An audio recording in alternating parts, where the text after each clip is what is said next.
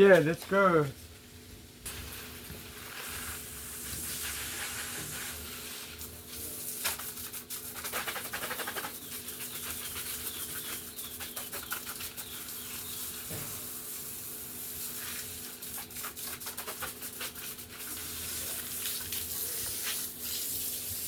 Okay, I'm going to tell you how you can make some money as a teenager. Now, I understand that we all want to go and buy nice sunglasses and enjoy a holiday and all that kind of stuff.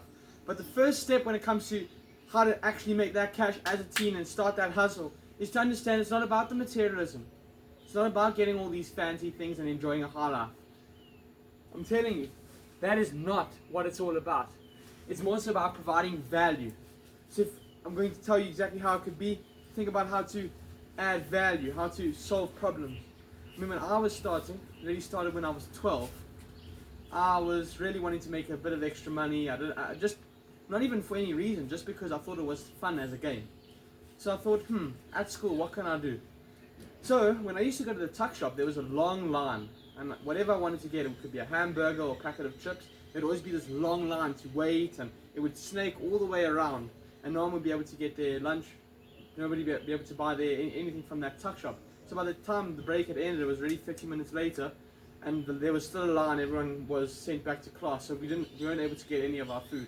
And I started telling my friends, I said, guys, this tuck shop's terrible. We have to wait forever, then we waste our break, and we have to run late. Also, what I used to do is I used to run. So I would wait the entire break, not even get any food, and then I would have to run to class, to science class, because I was already 5 minutes late. So I was complaining to my friends, and they were also complaining. And then I came upon the idea of, even though it's not a novel idea, let me run a school tuck shop. So what I started to do was, I would go to a wholesaler, sweet and chips wholesaler, and buy the stuff in bulk, a box of chips, a box of chocolates, all that kind of stuff, and then bring it to school, and then start to sell it. So that was what I did to make a little bit of extra cash. Made about, let's say, between $10 and $20 every day. Not too bad, but throughout 5 days and throughout a month, it actually adds up to being a sizable amount of money. So that would be the first thing that I could tell you to do. It's not even about do A, B, and C, and then you make money. It's more so about the mindset. So I saw a problem that I identified, and instead of complaining about it, I actually thought, well, what can I do? And then I understood that maybe I might be able to start my own tuck shop. So I basically took them out of business. Then that's what I would say. The only issue with what happened, because that's not even all of the story, it still goes on more. So then what happened was I got a bit lazy, and I wasn't really doing it all for the money, I just enjoyed it. So then I stopped the tuck shop. 5 months later I needed that cash again, just because it's nice to have that extra money, it's a sense of power. So I started the tuck shop again, and every time I started, the school would eventually catch on and then cut it down and stop it. So I got called to the vice principal's office the one day, and it was the registration teacher who found that all my snacks were being sold, because now by that stage, this is already 5 months down the line, not 5 months, this is in the first stage. People had already started to know, this guy, he's selling sweets, he's much cheaper than the tuck shop, you don't have to wait, he's come to you and all that kind of stuff. And I used to carry around this big ice box. I would shove it full with cold drinks, and I became the iced tea guy, the ice cold iced tea guy. So the registration teacher caught onto the fact that I was selling, and then she asked me, she said, are you selling? And I said, yeah, I am, as if to say, well, like, do you want anything from me? I'm happy to get you chips, chocolates, cold drinks. But actually, she was just trying to find out, am I actually selling, so that she could take me to the principal's office. So she immediately came with me, asked me where's my stock, took me to that locker that was in the school where I kept all the cold drinks and all the stock. She told me to take out the ice bag, take out all the stock and everything, and meet in the principal's office. Then I went to it wasn't the principal, it was the vice principal. Knock on the door, he says, come in. So I walk in, he says, there'll be no selling of snacks in this school. He's a British guy.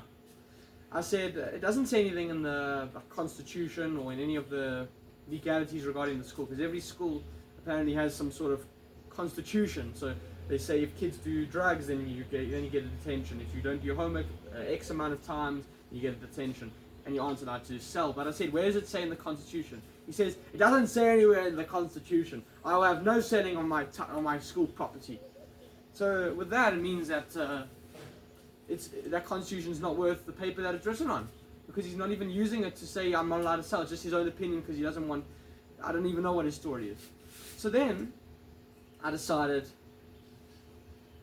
let me just stop with the tuck shop idea. But I did make a bit of cash.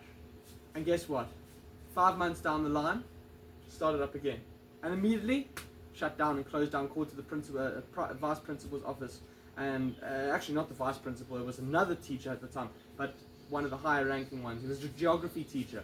And he said, I hear you selling stuff at your tuck shop. And I said, yeah.